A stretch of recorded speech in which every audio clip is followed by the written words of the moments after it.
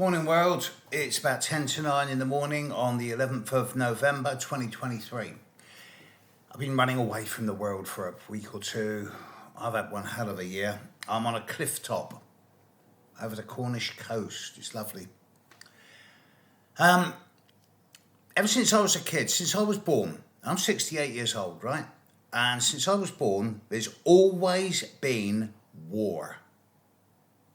I cannot think of a single year in my lifetime where there has not been a war, whether it is in Southeast Asia, Korea, Europe, Ukraine, Africa. There's always been a war, always. At least one. I think to myself, why? What is the point of all this? Now, I'm not going to do the normal humanitarian pacifist trip, but I retain a bit more cynicism than that.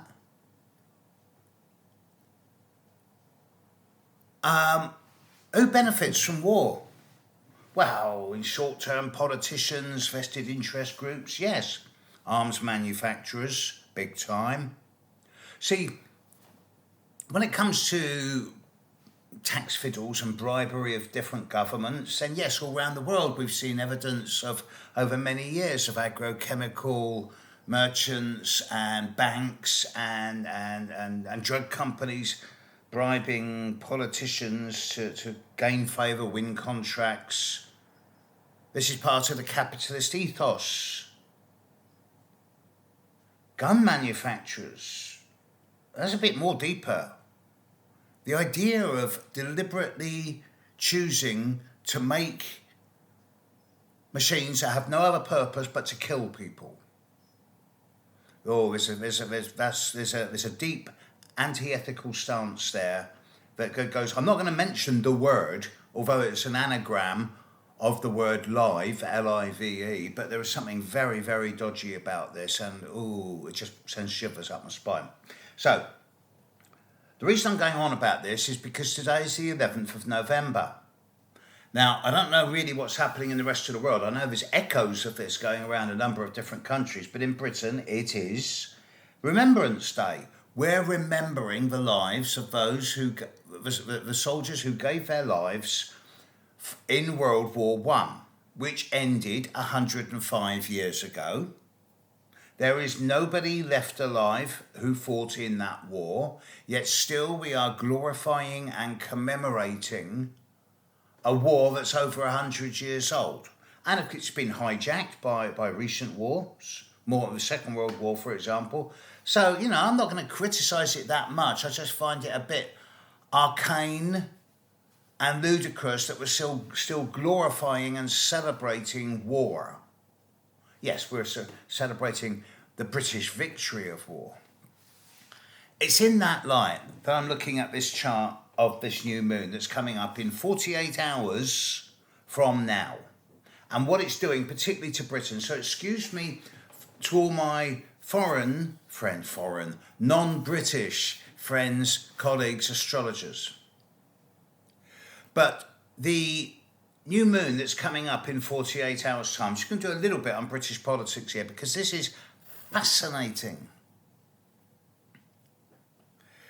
We have at the moment the COVID inquiry going on in Britain, which is revealing the complete pandemonium, great word, pandemonium, complete pandemonium and the complete lack of accountability that was going on during Boris Johnson's government at the start of the pandemic. Everyone was doing the headless chicken, everyone was changing their mind all the time, everyone was getting angry with each other, and it was an incredibly abusive and incompetent time.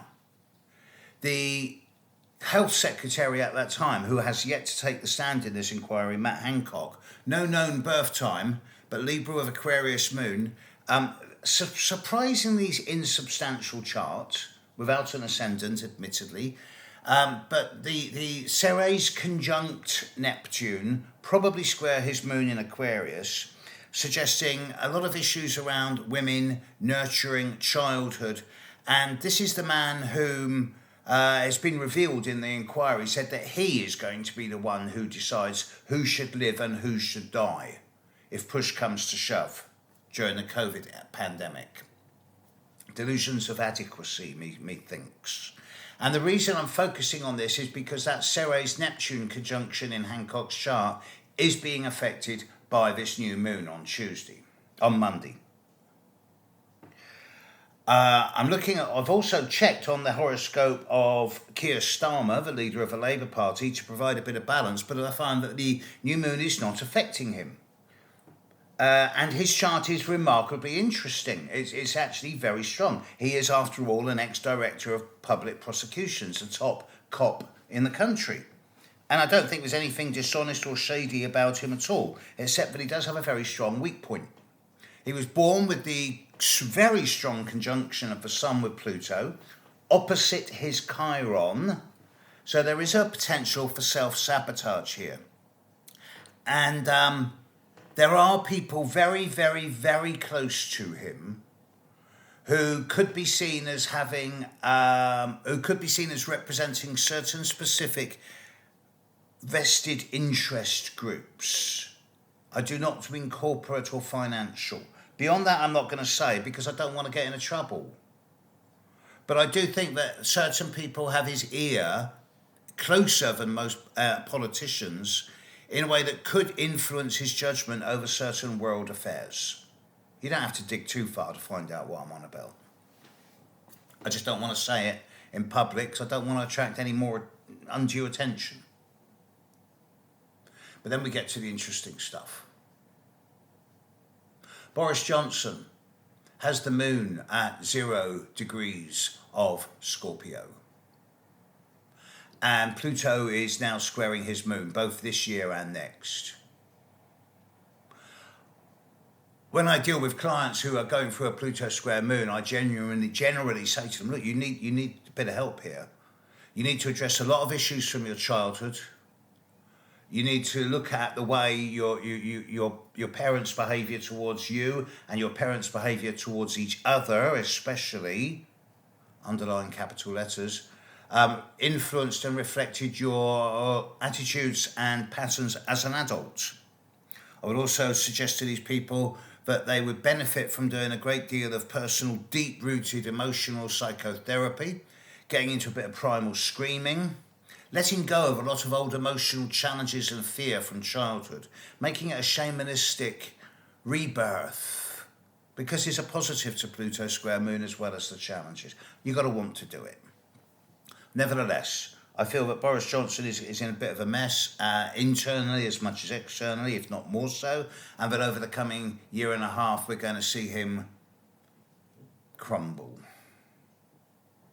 I don't wish this on anyone. But he did not handle the COVID pandemic well at all. And then we come to the contemporary times. My surprise at this, we have a war going on at the heart of the main political party in Britain at the moment. We have Suella Braverman, the Home Secretary, who's stating that people should not be allowed to demonstrate if their causes are unjust. And she's talking about Palestinian causes here. She's also said that people who live in tents on the streets because they're homeless, it is a lifestyle choice. Now, Suella Braverman is born in early April 1980. She's an Aries with the moon in Scorpio. The new moon is going to be opposite her Uranus. And she's deliberately being provocative, I think. It's a kind of either back me or sack me. And I do feel that she's on her way out of the Tory party, or at least out of office, and then she'll become leader of the Tory party. And part of me thinks, because I am no member of the Tory party, I do not like their politics. They're more right-wing than I choose to be, and I'm not left-wing. But I do have a humanitarian streak, and saying that people who live in tents on the street is a lifestyle choice is not humanitarian. So I kind of hope she does become leader of a Tory party, because that will make them unelectable for 20 years to come. And then there's Rishi Sunak, born in early May 1980, a month after Braverman. His sun is at 21 degrees of Taurus. Which brings me to the new moon on Monday. The sun and the moon will be at 21 degrees of Scorpio. Mars will have just moved into 22 degrees of Scorpio. Uranus will be at 21 degrees of Taurus. So you've got Sun conjunct Moon conjunct Mars, all very, very tight together, all opposite Uranus, very tight. Mars opposite Uranus is electrical, dynamic, provocative, spontaneous, abrupt, acute. It brings sudden changes of direction which cannot be predicted. Sun opposite Uranus is different, but it's not so confrontational. It's as innovative, original, futuristic, novel, but also a little bit of chaos and completely unpredictable. And Moon opposite Uranus is similar but different in that it can produce sudden changes of feeling, sudden changes of mood. All very electrical, very much to do with static electric shocks. So when you've got the Sun and Moon together, the new Moon opposite Uranus, it brings a lot of opportunities for a complete reboot, a complete restart, an electric lead inserted into places where it shouldn't be, and a whole fresh electrical wave coming through. And when Mars is conjunct the Sun and Moon, that creates a force for dynamicism and immediate action. Opposite Uranus, this thing's about to develop in this next 2 or 3 days. This is happening exactly opposite Rishi Sunak's sun. It's happening on Suella Braverman's Uranus. It's happening on top of the sun of King Charles, the King of England. There are big changes afoot here. And there's going to be some very interesting developments over the next 2 or 3 days.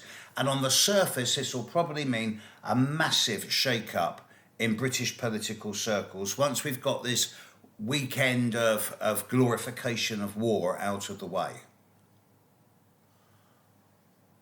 Come Monday, there's going to be some startling changes. But this isn't all, because all of this stuff is happening at 21 to 22 degrees of Taurus and Scorpio. Charles's sun, Sunak's sun, Braverman's Uranus, lots of other configurations. At the end of April 2024, there is a Jupiter-Uranus conjunction in Taurus at 21 to 22 degrees of Taurus. So a lot of the things that are happening right now, whether it is in the individual lives of British politicians or members of the royal family, or whether it is with the ongoing warfares around the world, are not going to become fully finalised until the end of April of next year. I noticed that in the horoscope of Israel and Palestine that the sun is at about 23 degrees of Taurus. So Jupiter and Uranus will pass on this next year at the end of April.